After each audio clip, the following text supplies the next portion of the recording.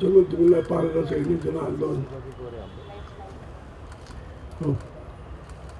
जो बनाउनु भएको छ यसका चाहिँ सभापतिजी लगायत सबै साथीहरू अहिले जो डाक्टर खगेन्द्र भट्टराईजीले अत्यन्तै महत्त्वपूर्ण कुरा गर्नुभएको छ। वास्तवमा भन्यो भने उहाँ सच्चा मानेमा उहाँलाई जो चाहिँ पुरस्कारको व्यवस्था गर्यो यो प्रतिष्ठानले, यसका लागि म प्रतिष्ठानका सभापतिजीलाई हार्दिक धन्यवाद दिन चाहन्छु। र अहिलेको बेला कोभिडको बेला पनि सबै साथीहरू आएर चाहिँ यस कार्यक्रमलाई सफल पार्नु लाग्नु भएको छ, यसका लागि पनि धन्यवाद दिन चाहन्छु। एउटा कुरा खगेन्द्रजीले अति राम्रो कुरा गर्नुभयो भने दुईजना व्यक्ति गौतम बुद्ध र गणेशमान सिंह हो। त्यहाँका प्रतिमूर्ति नै हो चाहिने उहाँ गणेशमान सिंह, उहाँले चाहिने 97 सालमा राणाको विरुद्ध उभिएको व्यक्ति हो। वास्तवमा भनेपछि उहाँको परिवारको बाजेहरू चाहिँ सबै राणाहरूका बडा काजी समेत रहेको भएका वा आफ्नै चाहिँ त्यत्रो ठुलो चाहिँ खलकका व्यक्ति गणेशमान सिंहजीले जो चाहिँ यो कुनै पनि सङ्घर्षमा पछाडि रहनु भएन। पञ्चायत नआइसकेपछि उहाँलाई पद पनि चाहिएन भनेदेखिलाई राणा शासन लगायत पञ्चायतमा पनि लडेर राजा महेन्द्र सुन्दर जल लगायत सभा जेल हालेर उहाँको धेरै जस्तो जीवन जेलमा बितेको हो। यस्तो व्यक्तिलाई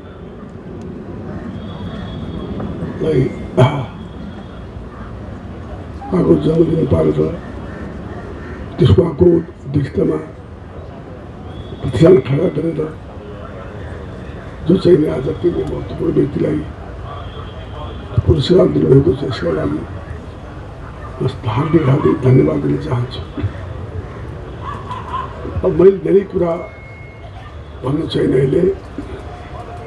एक दुईवटा कुरा मैले के भन्नु छ भनेदेखिलाई प्रजातन्त्र भनेको चाहिँ मैले धेरै गर्नु पर्दैन। जनताभन्दा ठुलो शक्ति छैन। जनता नै हो देशको मालिक। जनताले सहयोग गरे नै जान्छ। यहाँ जनताभन्दा ठुलो शक्ति नै छैन। जनता नै मालिक हो यो देशको। यसै कारणले जनतन्त्र भन्छ। प्रजा भनेको जनतै हो, प्रजा भनेको जनता भनिन्छ। प्रजातन्त्र भन्ने नाम त्यही कारण हो। यसै कारण चाहिँ यसमा चाहिँ अर्को चाहिँ पाटो हो निष्पक्ष चुनाव। कसैले पनि धाँधली गर्न नसकोस्, बदमासी गर्न नसकोस्।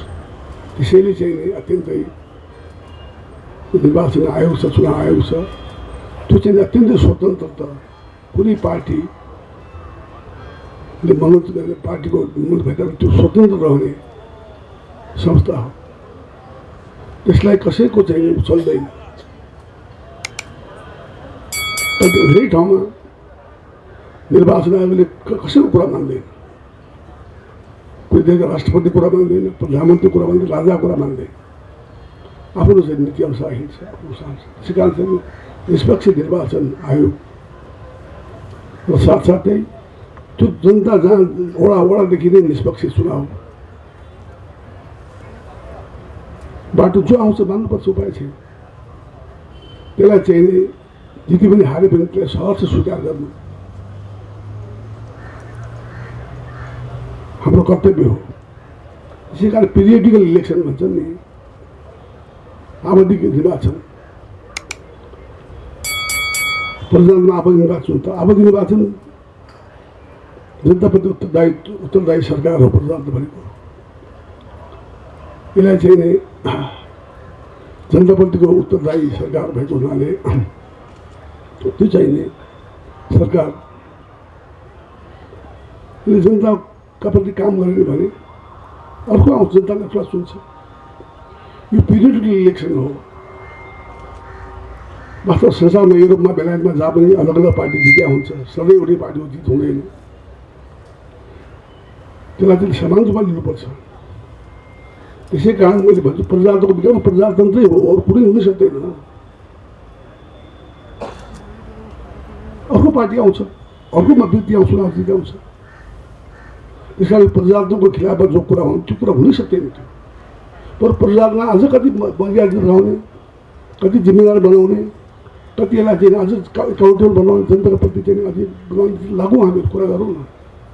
मैले धेरैपल्ट भनिसकेको छु। मैले हेर्नुहोस्, प्रजातन्त्रको विकल्प प्रजातन्त्र नै हुन्छ, पार्टीको विकल्प पार्टीहरू नै हुन्छन्। पार्टी सिस्टम हो यो त, व्यक्तिको विकल्प व्यक्ति होला। त्यस कारण चाहिँ जनताभन्दा ठुलो कोही मालिकै छैन। यो सत्य स्वीकार गरौँ हामीहरू। जनता मालिक हो यो देशको। त्यस कारण जनता कुनै स्वीकार गरौँ। त्यस कारण चाहिँ नि जनताको चाहिँ हामी घरको दरमा जाउँ। जनताभन्दा ठुलो कुरा छैन। जनताको विश्वास हामी पार्टी लागु, हाम्रो सबै पार्टीहरू लाग्यो भनेदेखिलाई पार्टी लाग्ने पार्टी अगाडि बढ्छ। त्यस कारण चाहिँ कहिले सानो पार्टी होला, कहिले ठुलो पार्टी होला। कति कुरा अर्को कुरा हाम्रो नेपालको संविधान छ। संविधान हामीले बनाएको संविधान राम्रोसँग अध्ययन गरौँ। यो संविधानमा संसद भङ्ग गर्न पाइने व्यवस्थै छैन। एउटा यस्तो अवस्था जुर्मेला चाहिँ मुस्किलले भङ्ग गर्न पाउँछ। भङ्ग अधिकारी छैन, किनभने सरकारले भरसाले भङ्ग दिन्छ। यो चाहिँ संसद अहिले भङ्ग गरिहाल्ने भनेर चाहिँ भङ्गै हुन्छ। सधैँ मनपर्छ संसद भङ्ग थाल्यो भनेर चाहिँ नि त्यहाँ भङ्ग म पनि हो, जब पनि भङ्ग गर्ने मान्छे हो, सबैले भङ्ग गरेको हामीले बुझ्ला।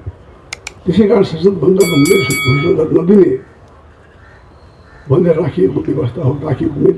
अन्त यसमा त हाम्रो उहाँले हो त, हाम्रो नेता सिटोलाजी नै हो यो संविधान बनाउनेमा। वास्तव भने उहाँले बनाउनु भएको हो। कति कुरा मलाई चित्त बुझिएको थिएन, त्यही पनि मैले माने हो। संविधान सबैले बनाएर सबैले चल्दैन नि। त्यसै कारण यस्तो संविधान हामीले बनाएको हो। संविधान यो संविधानको त्यही हो। अर्को कुरा यो हामी सबैले मानेको कुरा हो, संसारभरि मानेको कुरा हो। संविधानको व्याख्या गर्ने अन्तिम ठाउँ भने अदालत हो। मैले जस्तो मैले संविधान यस्तो गरेँ भनौँ न, वकाल गर्न सक्छु, वकिल भएर बहस गर्न सक्छु, निर्णय त मैले गर्न सक्दिनँ नि, अदालतले गर्ने।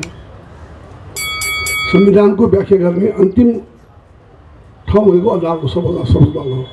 अन्तिम व्याख्या गर्ने अधिकार उसको रहेछ, अरूलाई चाहिँ छैन। आफूलाई चित्त बुझ्छ, चित्त बुझ्दैन के गर्ने।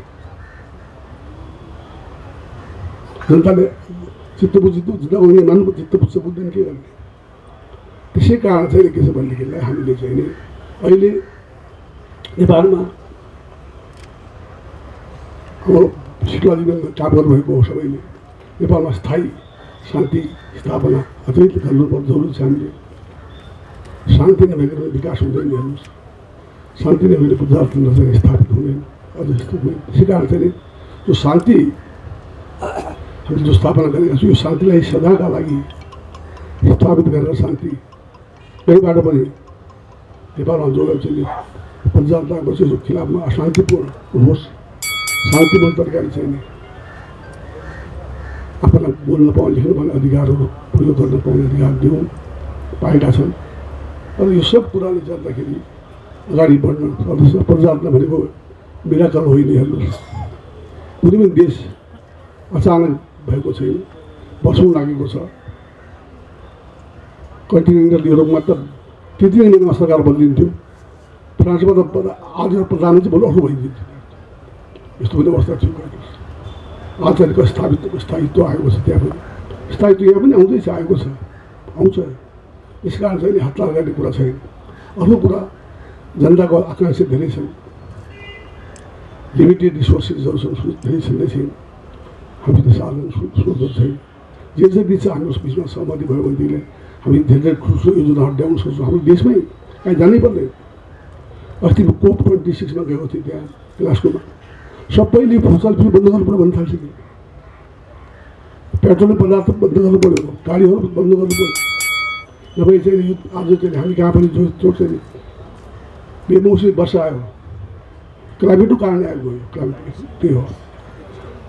कहिले नभएको ठाउँमा बाढ आयो, मेरो चाहिँ पानी परिरहेको छ नि, बाढ आइदियो माथिबाट।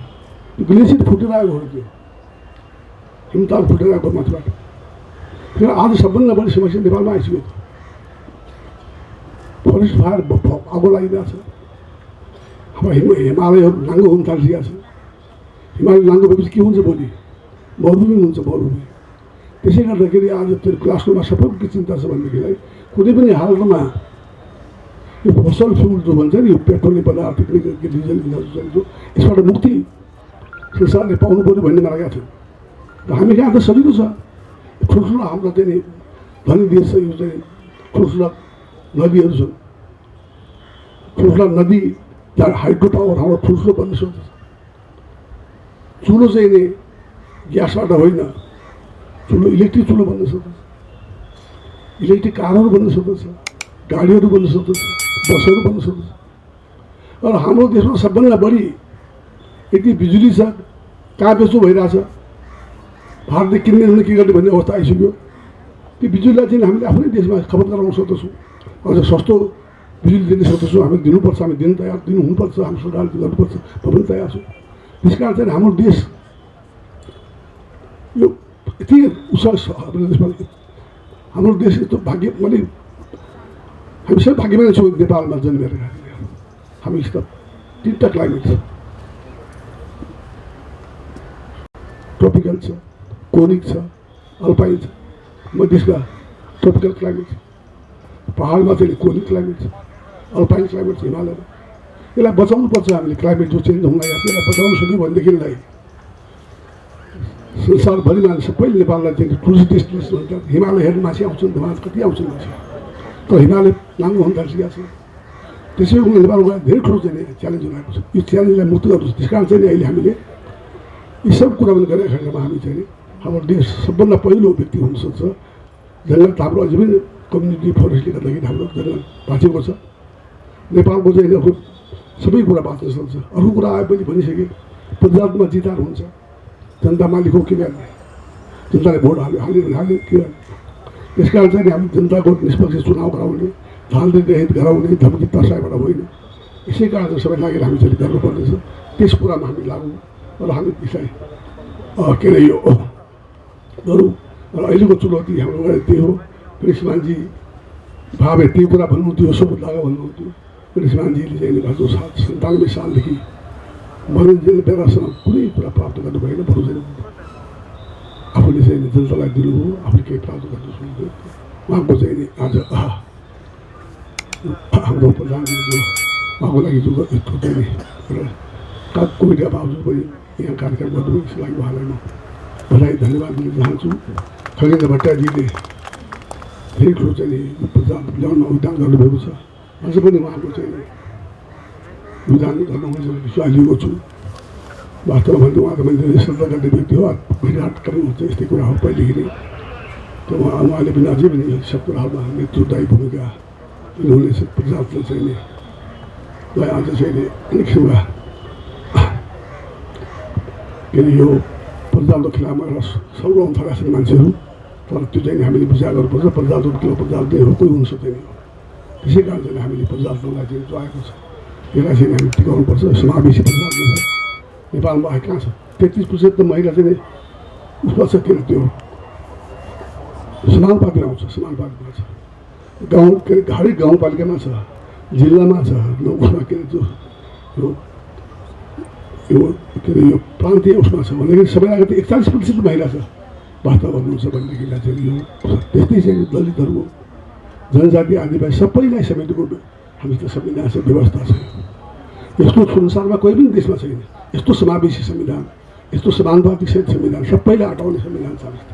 यो संविधानलाई हामी चाहिँ अझ चाहिँ यसलाई चाहिँ अगाडि बढाएर सफल बनाएर संविधानको कार्यान्वयन र सबैभन्दा ठुलो कार्यान्वयन यसलाई कार्यान्वयन सफल पारेर हामी गयौँ भनेदेखिलाई हाम्रो सबैभन्दा भाइब्रेन्ट डेमोक्रेटिक कन्ट्री मात्रै होइन साँच्चीकै सफल प्रजातन्त्रको रूपमा अगाडि बढ्न सक्दछ।